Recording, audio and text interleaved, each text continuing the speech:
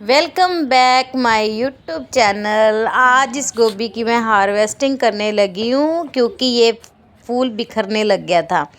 जब ऐसे फूल बिखरने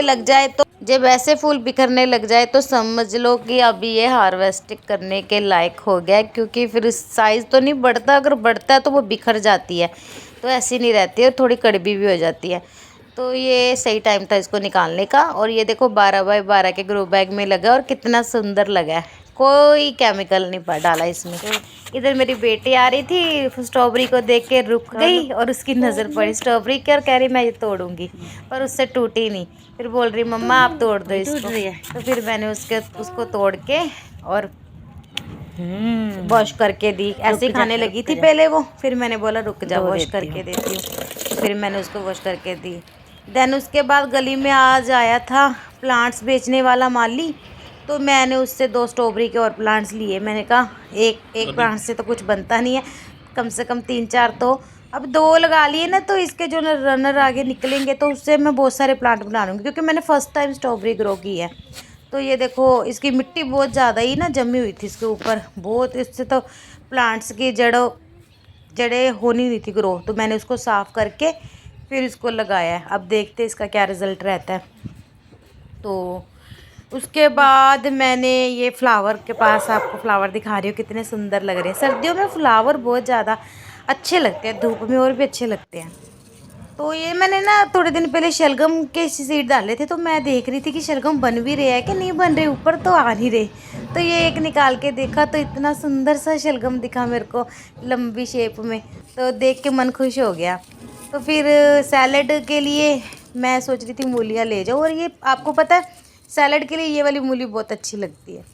तो ये मैंने फिर छोटी छोटी 2 मूलियाँ निकाली, और साथ में छत से लिए टमाटर, थोड़े थोड़े से ग्रीन थे थोड़े ऑरेंज, पर अच्छे लगते हैं खाने में, तो ये ले लिए।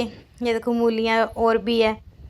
तो छत से ना आपको कुछ ना कुछ मिलता रहता है, अगर आप लगाते हो ना छत पे, मैं ये नहीं कहूँगी कि बहुत ज़्यादा मिलता है।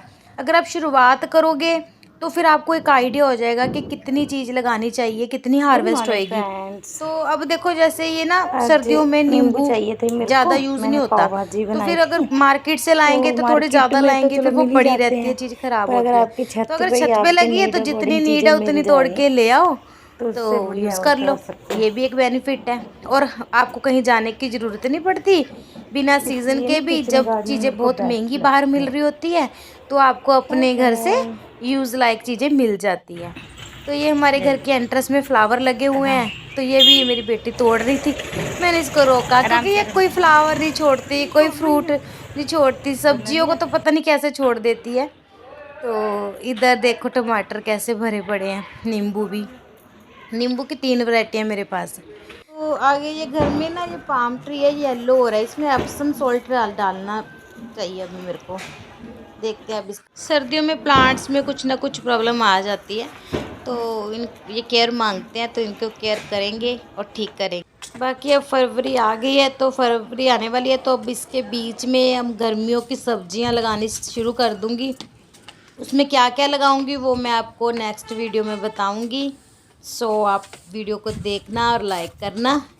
गर्मियों की सब्जी अब लगनी स्टार्ट हो जाएगी, जो कि हमें मार्च में हार्वेस्टिंग के लिए मिल जाएगी। सो आप सब भी गार्डनिंग करो, और गार्डनिंग के साथ साथ बिज़ी रहो, खुश रहो, हैप्पी रहो। ज़्यादा नहीं लगा सकते, या स्पेस नहीं है ज़्यादा आपके पास लगाने की, तो आप छोटे से शुरुआत कर सकते हो। सबसे इजी ग्रो होने वाला जो है वो मेथी है, सर्दियों में मेरे को सबसे इजी लगती है। धनिया थोड़ा टाइम लेता है, तो पालक भी इजी उग जाती है, मूली भी बहुत जल्दी उग जाती है। अगर आप बिगनर हो तो ये ऐसी सब्जियां ज़रूर लगाओ स्टार्टिंग में, चाहे एक ही ग्रो बैग लेकर इन चीज़ों को लगाओ, तो आपको बहुत ज़्यादा अच्छा लगेगा। जब आपको एक ही सब्ज़ी मिल जाएगी ना छत से, तो आपको खुद इंटरेस्ट बन जाएगा कि नेक्स्ट टाइम मैं कुछ और लगाऊं। सो आप भी अपने घर में गार्डनिंग स्टार्ट करो, और गार्डनिंग में कहीं से कुछ सीखना नहीं पड़ता, गार्डनिंग आपको खुद ही सब सिखा देती है। धीरे धीरे आपको पता लग जाता है कि कितनी क्वांटिटी में कौन सी चीज़ लगाऊं और किस चीज़ को कितना टाइम लगता है। सो आप भी करें। Bye bye.